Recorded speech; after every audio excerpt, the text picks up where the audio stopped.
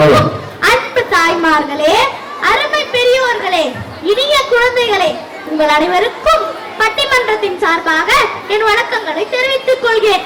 ஒரு மனுஷன் உயிர் வாழணும்னா அவனுக்கு உணவு வேணும், உடை வேணும், தங்கத்துக்கு ஒரு இடம் வேணும். அதுவே அவன் மகிழ்ச்சியாகவும் நிம்மதியாகவும் வாழணும்னா அவனுக்கு என்ன வேணும்? அததான் இந்த பட்டிமன்றத்துல பார்க்க போறோம். வாழ்க்கையில மகிழ்ச்சியும் நிம்மதியும் தருவது நட்பா உறவா? நட்பு தான் பெருசுன்னு பேசி இந்த பக்கம் ஸ்துதி அவர்கள்,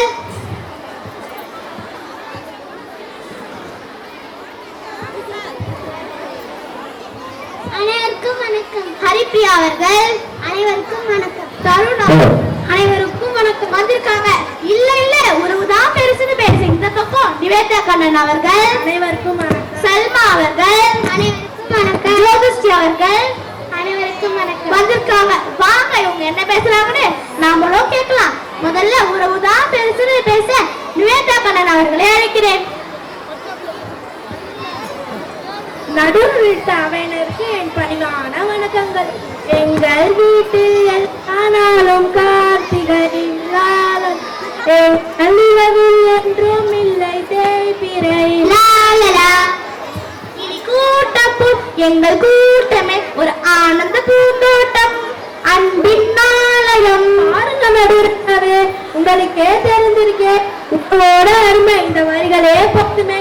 ஒரு மனிதன் மன நிம்மதியோட வர காரணமே அவன் உறவுகளும் குடும்பம் தானே. இதை கூட தெரியாம இந்த 3 பேரும் வந்திருக்காங்களே, இவங்களை என்ன சொல்ல? ஆமா, எனக்கு ஒரு டவுட். இவங்க எல்லாம் உறவுகளோட வாழ்ந்து அந்த உறவுகளுக்கு எதிராக பேச வந்துட்டாங்களே, இவங்களை எல்லாம் நாடு கடத்தணும் ஐயா, நாடு கடத்தணும். அதுக்கு என்ன, கடத்திட்டா போச்சு ஐயா. நான் கேட்கிறேன், காலையில எடுத்து இரவு வரை இவங்க தேவைகளை எல்லாம் கவனித்து இவங்களை ஆதரிக்கிறது யார்? இவங்க அம்மாவும் அப்பாவும் தானே. உங்களுக்கு ஒன்று துடிக்கிறது, கூட பிறந்த ரத்தம் தானே. நட்பு வக்காலத்து வாங்க வந்திருக்காங்க. வீடு என்பது வெறும் செங்கலையும் சிமெண்டையும் குறிப்பதில்லை, அங்கு வாழும் உறவுகளை குறிப்பது. வீடு வந்து ஒரு பாதுகாப்பு வலைகள். அந்த வலைக்குள் இருக்கும் வரை மரியாதையும் இருக்கும், நட்பும் இருக்கும். அது இல்லைன்னா மரியாதையும் இருக்காது, நட்பும் இருக்காது. எனவே ஒரு மனிதனுக்கு மன நிம்மதியும் மகிழ்ச்சியும் தருவது உறவுதான். ஆணித்தரமா சொல்லி என் முறையை முத்திக் கொள்கிறேன். நன்றி ஐயா. ஆஹா, அருமையான விளக்கம் கொடுத்தாங்க. வீடு என்னும் அடிப்படையில் இருந்தா ஐயா உனக்கு நட்பு என்னும் பிடிப்பை கிடைக்கும்னு எவ்வளவு தெல்ல தெளிவா சொல்லிட்டு போயிட்டாங்க. இதுக்கு உங்க பதில் என்ன ஸ்துதி அவர்களே? வந்த உரையை சொல்லுங்க. நடுவர்களுக்கும் பட்டிமன்றக்காரர்களுக்கும் அனைவருக்கும் என் நட்பான வணக்கங்கள். வண்ண வண்ண சொன்ன மன்ன போனா என்ன வண்ண உறவுகள்லாம் காலம் என்னும் நான் இல்லை. பாசம் வைக்க நேசம் வைக்க தோழன் உண்டு வாழவன், அவனை தவிர உருக்கான் யாரும் இங்கில்ல. பாருங்க, நீங்களே நட்பு தான் பெருசுன்னு சொல்லிட்டீங்க. நான் என்னம்மா சொன்னேன்? நல்ல பாட்டு நீ பாடின, அதை தொடர்ந்து நானும் பாடினேன். உறவுகள் நம்ம ரத்த பந்தம், நமக்காக அவங்க நின்றுதான். ஆனால் எந்த ரத்த பந்தமும் உறவு இல்லாமல் நம்ம சிரித்தான் சிரிக்கிறது, நம்ம அழுதான் அழறது, நமக்காக அந்த உறவு அந்த நட்பு நாம பெருசு. உறவுன்னு சொல்லி பாருங்க உதடு ஒட்டாரு, அதே நட்புன்னு சொல்லி பாருங்க உதடு ஒட்டும். அப்படி போட அறவாட என்ன பாயிண்ட்பா ஐயா? நான் வாய் பேச்சு சொல்லல, எந்தவித எதிர்பார்ப்பும் இன்றி எந்த நேரமும் நமக்கு ஒண்ணுனா கூப்பிடாமலே ஓடி வரலாம் தானே, அதாங்க நட்பு. ஆனா கூப்பிட்டாலும் யோசிச்சு உதவிக்கிறாங்க பாருங்க, அதாங்க உறவுக்காரங்க. ஆனாதான் வள்ளுவர் கூட குடுவை இழந்தவன் கை போராக இடுங்கன் தலைவைதான் நட்புன்னு நட்பை பெருமைப்படுத்தி ஒரு அதிகாரமே அடைஞ்சிருக்காங்க. ஆனா உறவுக்குன்னு ஏதாவது அதிகாரம் வச்சிருக்காங்களா? சொல்லுங்க பார்ப்போம்.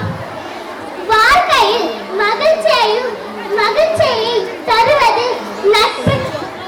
நட்புன்னு சொல்லி என் வாதத்தை முடித்துக் கொள்கிறேன். நன்றி, வணக்கம். ஆஹா, முத்தான கருத்தை சொல்லி இருக்கிறாரே வள்ளுவர். நட்புக்கு தான் அதிகாரம் வச்சிருக்காரு, உறவுக்கு இல்லன்னு எவ்வளவு தெளிவா சொல்லிட்டு போயிட்டாரு. இதுக்கு எதிரணி அவர்கள், சல்மா அவர்கள், இதுக்கு என்ன பதில் சொல்ல போறீங்க? என் சகோதரனை போல அமர்ந்திருக்கும் நடுவரையா அவர்களுக்கும் என்னுடன் பிறவா சகோதர சகோதரிகளுக்கும் என் வணக்கத்தை தெரிவித்துக் கொள்கிறேன். தாயை சிறந்த கோவிலும் இல்லை, தந்தை சொல் மிக்க மந்திரம் இல்லை. தாய் தந்தை உறவில்லாமல் இவங்க பூமியில் வந்துட்டாங்களா? உறவுகள்னா ரத்த பந்தம் கண்டிப்பா செய்துதான் ஆகணும்னு சொல்றாங்களே, அதை நாங்க ஒத்துக்கிறோம். ஆனால் நட்பு எனும் போர்வையில் உனக்கு துரோகம் செய்துவிட்டு போகும்போது அந்த நேரத்தில் உன்னை தாங்கிறது உன் உறவுதானே. ஏன்னா தான் ஆடாவிட்டாலும் தன் சதையாடும்னு சொல்றாங்களே, இந்த ரத்த பந்தம் தான் துடிக்கும், நட்பு இல்லைங்க.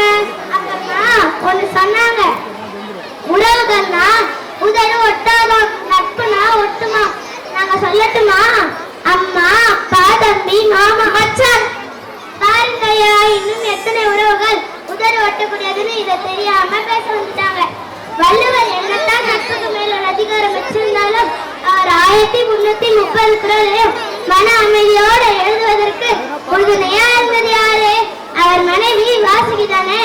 அந்த உறவு தானே வாசுகி இல்லாமல் வள்ளுவனேது. எனவே இந்த சூழலில் நம்மை தாங்கி பிடிக்கும் உறவுகளை நம் மகிழ்ச்சிக்கும் மன அமைதிக்கும் என்று கூறி என் உரையை இத்துடன் முடித்துக் கொள்கிறேன். நன்றி, வணக்கம். ஆஹா ஆஹா, அருமையான கருத்து, அசத்தலான கருத்து, அற்புதமான கருத்து. இதுக்கு என்ன பதில் சொல்ல போறீங்க ஹரிப்பிரியா அவர்களே? இங்கு நடுவராக அமர்ந்திருக்கும் என் தோழர் அவர்களுக்கு என் முதற்கண் வணக்கம். என்ன நண்பா நண்பிகளா, எல்லாரும் எப்படி இருக்கீங்க?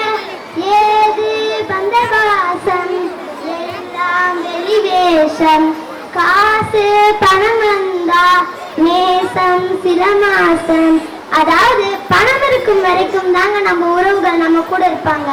ஆனா நட்பு காசு இல்லைனாலும் சிங்கிள் டீ ஆளுக்கு ஒரு சிப் குடிச்சிட்டு சந்தோஷமா போவோம் பாருங்க, அதாங்க நட்பு.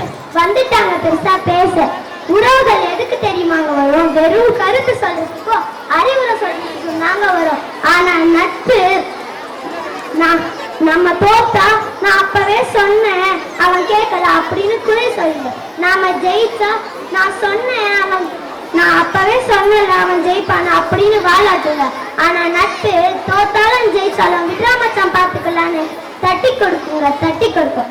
கூட பிறந்தவனே ஆனாலும் ஒரு குறிப்பிட்ட வயசுக்கு அப்புறம் பங்காளின்னு தானே சொல்றோம். சொத்துக்களால இங்க பிரிஞ்ச குடும்பம் எத்தனைங்க? ஆனா 5 வயசுல இருந்து 50 வயசு வரைக்கும் நண்பன் நண்பனாங்க, மச்சான் மச்சான் நாங்க. எனவே வாழ்க்கை எனும் கடலில் நாம முத்தெடுக்கணும்னா அதுக்கு ஒரு நல்ல நட்பு வேணும். உசுறு முக்கியம். ஆமா ஆமா, உசுறு முக்கியம். எனவே நம் உயிருக்கு உத்திரவாதம் அளித்து நம் மகிழ்ச்சியை மீட்டெடுக்கும் நல்ல முத்து நட்பை என கூறி என் விடையை இத்துடன் முடித்துக் கொள்கிறேன். என்ன வரட்ட நண்பர் நண்பிகளா? என்ன எதிராளி, கடல்ல முட்டெடுக்க போறீங்களா, மூழ்கி சாக போறீங்களா? வாங்க வந்து முறையை சொல்லுங்க ஜோசி அவர்களே. நடுவர் அவர்களுக்கும் என் ரத்தத்தின் ரத்தமாக அமர்ந்திருக்கும் உறவுகளுக்கும் என் பணிவான வணக்கம். உறவுக்கே மரியாதை தெரியாம உட்கார்ந்து இருக்கும் என் சகோதர சகோதரிகளை பார்த்தா எனக்கு பரிதாபமாகத்தான் இருக்கு. எனக்கு முன்னாடி பேசின சகோதரி சொன்னாங்க, உறவு கடல்ல முழுகடிச்சிருமாமே. உறவோட அருமை தெரியாத நீ எல்லாம் கடல்ல முழுகினாலும் தப்பே கிடையாது. இவ்வளோ பேசுற நீங்க உங்க நண்பரை மச்சான்னு உறவு முறை சொல்லி ஏன் கூப்பிடுறீங்க? பாசங்களும் பந்தங்களும் பிரித்தாலும் பிரியாதது. உறவு நம் கையில இருக்கிற ரேகை மாதிரி, அதை அழிச்சாலும் அழியாது. ஆனா நட்பு என்பது நம்ம கண்ணுல வைக்கிற மை மாதிரி, ஒரே நாள்ல அழிஞ்சிடும். உறவு பெருசா இருக்கவே தான் நம் மாண்புமிகு முதல்வர் ஐயா அவர்கள் கூட அவரை ஐயான்னு சொல்றதை விட அப்பான்னு சொல்லுங்கன்னு கேட்டுக்கிட்டார். நம் முதல்வர் ஐயா அவர்களுக்கு தெரியுது உறவுக்கு தான் முக்கியத்துவம் தரணும்னு. எனவே உறவுதான் நீடிச்சு நிலைச்சு இருக்கும். நடுவுல வரும் நட்பு நடுவுலேயே காணாமல் போயிடும்னு சொல்லி நடுவர் அவர்கள் நல்ல தீர்ப்பு வழங்குமாறு கேட்டுக்கொண்டு விடைபெறுகிறேன். நன்றி, வணக்கம். ஆஹா, உறவோட முக்கியத்துவத்தை இதுவரை யாராலும் அருமையாக சொல்ல முடியாது. இதுக்கு என்ன பதில் சொல்ல போறீங்க நட்பணி அவர்களே? வாங்க தருண் அவர்களே, வந்து முறையை சொல்லுங்க. முஸ்தபா முஸ்தபா தோங்கரி முஸ்தபா, காலம் நம் தோழன் முஸ்தபா. டே பை டே வாழ்க்கை பயணம் டே பை டே, முழுகாத ஷிப் ஃப்ரெண்ட்ஷிப் தான். ஒரு காதல் எங்களுடன் பயணம் செய்ய வந்திருக்கும் நடுவர் உள்ளிட்ட அனைத்து நண்பர்களுக்கும் என் வணக்கத்தை தெரிவித்துக் கொள்கிறேன். நட்புக்குள் தன்னலம் கிடையாது, நட்புக்குள் பொய்கள் கிடையாது, நட்புக்குள் தவறுகள் நடக்காது, நட்புக்கு ஆணை தெரியாது. நட்பை பற்றி சொல்ல இது போல எத்தனையோ பாடல்கள் இருக்குங்க. நட்புக்குள்ள எந்த ஒளிவும் மறைவும் இருக்காது. கோபமோ சந்தோஷமோ எதுவா இருந்தாலும் முகத்துக்கு நேரா சிரிச்சு பேசுறது தாங்க நட்பு. ஆனால் உறவு முகத்துக்கு நேரா சிரிச்சு பேசிட்டு பின்னாடி நம்ம பற்றி சிரிப்பா சிரிப்பாங்க. நாம வாழ்ந்தாலும் தாழ்ந்தாலும் பேசுபவர்கள் தான் நம்ம ஊரு. ஆனால் வாழ்விலும் தாழ்விலும் கூடவே வருவதாங்க நட்பு. எனவே நட்பு மட்டும் நம் மகிழ்ச்சிக்கும் மனநிம்மதிக்கும் காரணமாக இருக்க முடியும். நட்பின் அருமையை நன்கு உணர்ந்த நடுவரும் இதைத்தான் தீர்ப்பா வழங்குவார்னு நம்பி என் உரையை முடித்துக் கொள்கிறேன். நன்றி, வணக்கம். ரொம்ப அருமையாக பேசுறீங்க தோழி. ஒரு மனுஷன்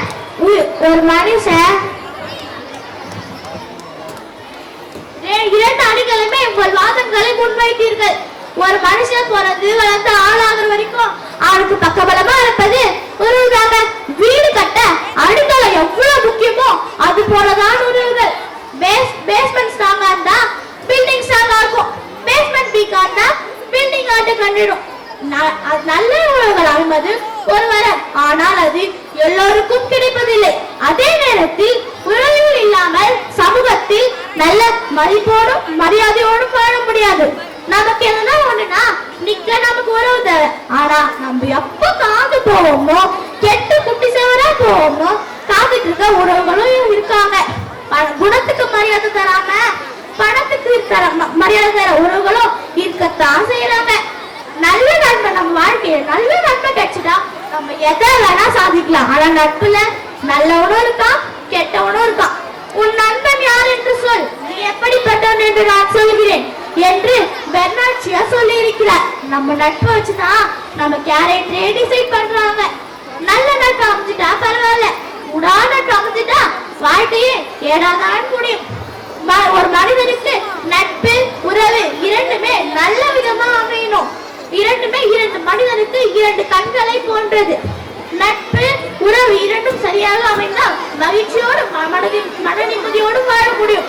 இரண்டில் ஒன்று சரியில்லை என்றாலும் மகிழ்ச்சியும் இல்லை மன நிம்மதிக்கும் இடமில்லை.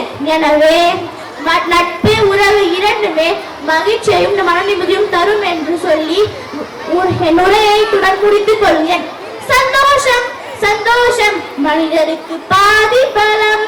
சந்தோஷம் இல்லை என்றால் மனிதருக்கு ஏது பலம். எனவே எல்லோரும் நல்ல உறவோடும் நட்போடும் மகிழ்ச்சியோடும் மன நிம்மதியோடும் வாழ வேண்டும் என்று கூறி விடைபெறுகிறேன். நன்றி, வணக்கம்.